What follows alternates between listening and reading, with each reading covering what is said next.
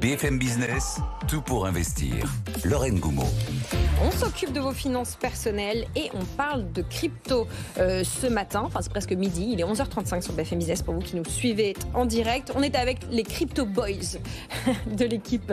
Enzo Allo est avec nous. Bonjour Enzo. Bonjour à tous. Vous êtes président de cryptopatrimoine.fr et Amaury Tonquédec, notre journaliste crypto, est là. Bonjour Amaury. Bonjour Lorraine, bonjour à tous. Bon, on va faire le bilan de ce qui s'est passé cet été côté crypto. Pour vous qui trouvez que les bitcoins et les cryptos dans leur ensemble sont des actifs comme les autres, et puis pour vous qui n'êtes pas de cet avis, résumons l'été crypto si vous voulez bien Enzo en quelques bullet points. Yes, avec plaisir. Alors pour commencer avec les ETF, effectivement on a eu un pic au 14 mars de cette année avec pour équivalent de 63 000 milliards d'investissements dans les ETF. On est aujourd'hui à 50 000 milliards, donc ça fait pratiquement une baisse de entre 15 et 20%, ce qui explique un petit peu en même temps les cours que nous avons eus. Alors d'une manière générale, ça reste une année plutôt positive pour les cryptoactifs si on se replace depuis le 1er janvier.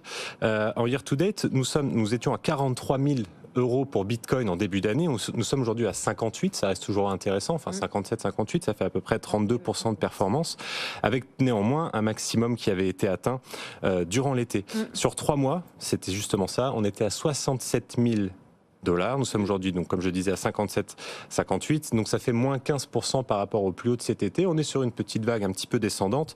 Hier, la journée était plutôt agitée. On a à peu près la même chose sur Ethereum, qui avait touché par contre le plus haut à la mi-mars avec pratiquement 4 000 $. On est aujourd'hui pratiquement à 2400, 2500 $, ce qui équivaut à une baisse de pratiquement entre 45 et 47%. Ouais. En termes de market cap, ça se ressent forcément. En juin, nous étions à 2500 milliards de market capitalisation. Nous sommes aujourd'hui à 2000 milliards. Et tout à l'heure, du coup, je reprends parce que je parlais de 50 000 milliards. Nous, c'est plutôt 63 milliards pour les ETF et non pas 63 000, même si on aimerait. Vous le dites très modestement, mais les ETF Bitcoin Spot ont vécu carrément leur pire journée hier en 4 mois. Bon, en fait, la rentrée est compliquée pour les cryptoactifs comme finalement pour les marchés actions, Amaury. Bah oui, c'est ça. Alors, quoi qu'on dise, il y a une corrélation. Alors, pas forcément une corrélation directe, mais on va dire qu'ils réagissent aux mêmes stimuli. C'est-à-dire que, effectivement, tout ce qui est macroéconomique va toucher les actifs traditionnels, les marchés traditionnels et aussi, du coup, les crypto-monnaies. Bon, là, les 2-3 éléments vraiment à surveiller, c'est la réunion de la BCE la semaine prochaine et la réunion de la Fed la semaine d'après. 12 septembre, 18 septembre. Voilà, c'est ça. A priori, je pense, mais ce n'est que mon avis, je pense qu'on aura un mois de septembre assez calme sur les cryptos. À mon avis, je ne pense pas qu'il y aura de grosses envolées à la hausse ou à la baisse, à moins que les banques centrales surprennent dans leurs décisions. Ce qui va aussi falloir surveiller, c'est évidemment l'élection américaine qui va arriver début novembre prochain. 5 novembre. En tout cas, voilà, exactement. En tout cas, historiquement, quand on regarde les cours du Bitcoin, à chaque fois, le cours a commencé à s'apprécier quelques semaines avant l'élection, ce qui là nous amènerait à aller, on va dire, à un début de hausse potentiel début octobre. Et après, il s'apprécie vraiment réellement. Il y a un vrai bull run qui arrive quelques semaines après l'élection. Donc là, ça nous emmènerait à un vrai début de bull run, on va dire, automne, avec un pic théoriquement pendant l'hiver. Je pense qu'avec ça, à mon avis, c'est possible qu'on repasse le record historique du Bitcoin qu'on avait eu à la mi-mars, c'est-à-dire les 73 000 $. C'est possible qu'on les ait avant le 31 décembre. Et je pense qu'après début 2025, on pourrait avoir un Bitcoin qui dépasse le cap symbolique des 100 000 $. Voilà, c'est complètement possible. Maintenant, attention, les performances passées ne présagent pas des performances futures. Mais en tout cas, c'est le scénario le plus probable actuellement. Oui. Oui. Surtout qu'on a pu observer quelques records sur des outflows, donc les sorties de Bitcoin des plateformes d'échange vers les plus gros portefeuilles. On voit une concentration de plus en plus importante sur des portefeuilles qui accumulent beaucoup de Bitcoin. Des baleines qui détiennent, des portefeuilles qui détiennent combien de Bitcoin? On a un chiffre? Alors, quelques statistiques intéressantes. Il existe 4 portefeuilles supérieurs à 100 000 bitcoins, donc ce qui équivaut en fait aujourd'hui à pratiquement un peu plus de 57 milliards de dollars. On a 97 portefeuilles entre 10 000 et 100 000 bitcoins. Alors parmi ceux-là, on peut en connaître, c'est très vraisemblablement celui de Satoshi Nakamoto, des frères Winklevoss, anciennement de Facebook, Tim Drape, Michael Saylor, etc.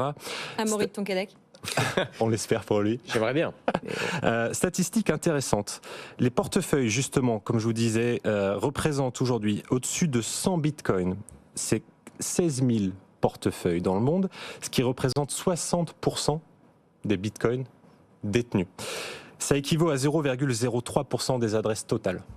Donc c'est pour vous montrer un petit peu la concentration qu'il existe sur les plus grands portefeuilles Bitcoin. Ces 16 000 portefeuilles, je le répète, qui représentent 0,03% de tous les portefeuilles, possèdent 60% des Bitcoins. Donc c'est ce qui peut expliquer également pourquoi parfois on a des grosses accélérations. Il suffit qu'une personne souhaite liquider une grosse partie de ces bitcoins-là pour pouvoir légèrement influer sur le cours de ces crypto-monnaies. Je fais un aparté fiscal. C'est bientôt le moment de payer son rattrapage d'impôts.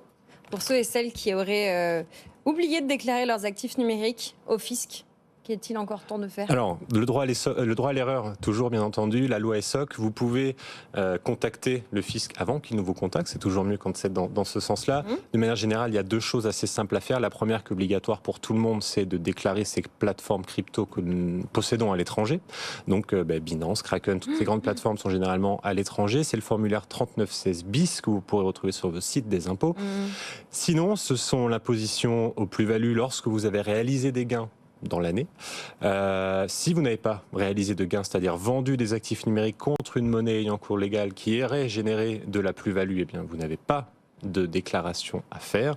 Vous pouvez choisir, vous pouvez opter pour l'imposition progressive aux revenus ou à l'IR directement avec la flat tax à 30%.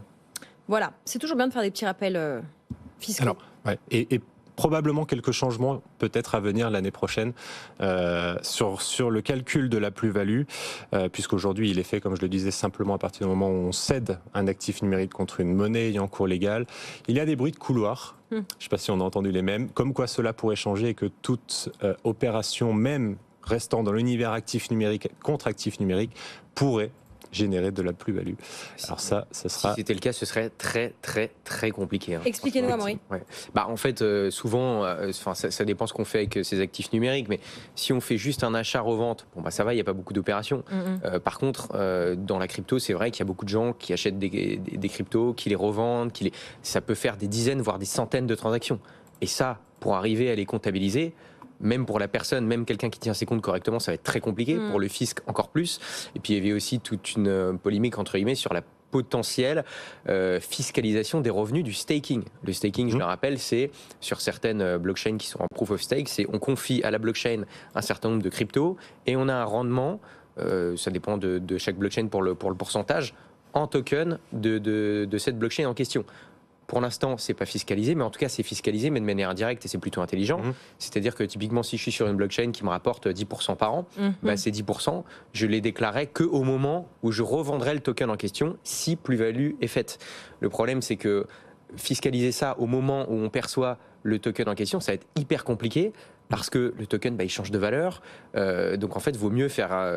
calculer la plus-value au moment de la revente. Et il serait éventuellement question de ça. Et effectivement, si ça se passe, je ne sais pas comment ça va se passer, mais ça va être extrêmement compliqué. Tout à fait d'accord. En plus, il y a une philosophie derrière ça. C'est-à-dire que quand on stack ou qu'on va essayer justement de générer des intérêts en exploitant des protocoles de la blockchain, c'est qu'on a généralement une vision long terme. Et donc, taxer de la même manière des personnes qui vont avoir des visions long terme de plusieurs années. Parfois, on voit régulièrement des personnes qui restent investies dans les cryptos pendant 3, 5, 8 ans, etc. On aimerait bien avoir, par exemple, une fiscalité peut-être un petit peu comme les actions, le PEA, par exemple, qui ferait qu'en fonction de la durée de détention, on pourrait avoir une fiscalité qui serait un peu plus adaptée. Ça, ce serait des choses, par exemple, qu'on voudrait... Il faudrait que les cryptos arrivent à rentrer un petit peu dans certaines enveloppes fiscales. Voilà. Ce serait... C'est pas pour tout de suite. Mais... C'est possible à regarder déjà. On va récupérer du non-coté dans les PER, dans les assurances-vie.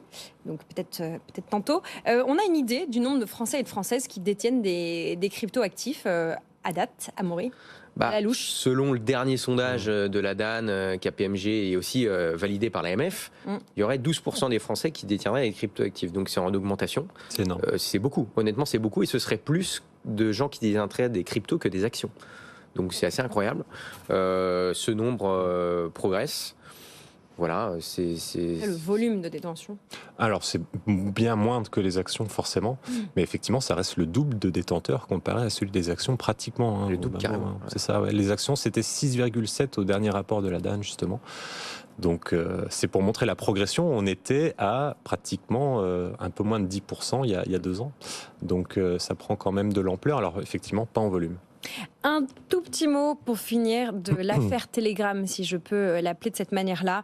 Pavel Durov, le fondateur de Telegram, a été arrêté en France. Il y a un coin, une crypto associée à Telegram qui s'appelle le Toncoin.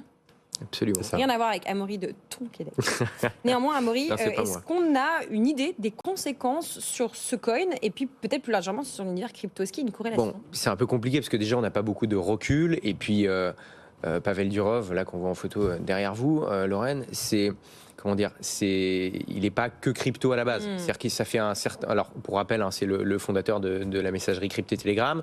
Il a été arrêté à Paris il y a quelques jours. Ce qu'on lui reproche, en gros, c'est le manque de coopération de la plateforme Telegram avec certaines autorités, dont les autorités françaises. Parce que le but de Telegram, c'est que tout soit le plus secret possible. Et lui, voilà, on lui reprocherait de ne pas avoir donné certaines informations.